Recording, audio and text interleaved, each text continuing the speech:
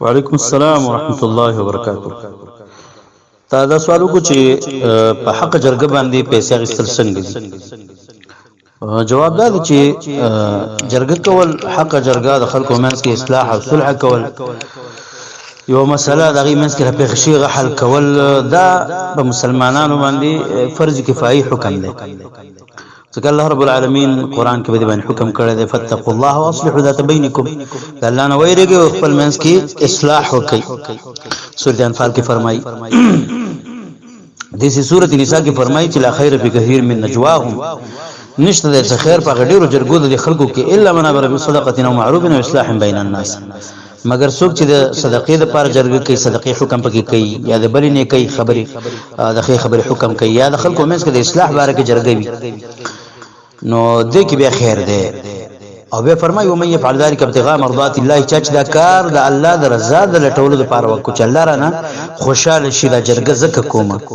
نو الله فرمایي فسوف نؤتيه اجرا عظيما، زر چې موږ بدل ورکو اجر لوی ثواب او لوی بدل موږ ورکو.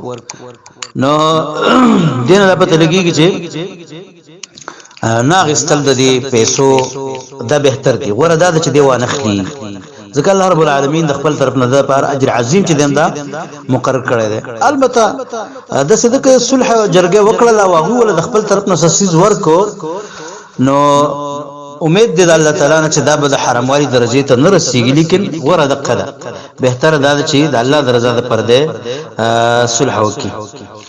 او بدی بنیاد باندې مطلب د څه شاغ سل داغي چیر دی په دې منډه ترلک ستړی شوی دی یا یې سپېسې لګي دي ان تر دې پورې چې بسول حق د دنه مال کله ولګي هغه بیا بعضی صورتونه پکې دسي د دوه قبيلو د دوه کورونو د دوه قومونو په منځ کې صلح کوي نو پاغي کې خامخا پیسې د ولګي مال ولګي.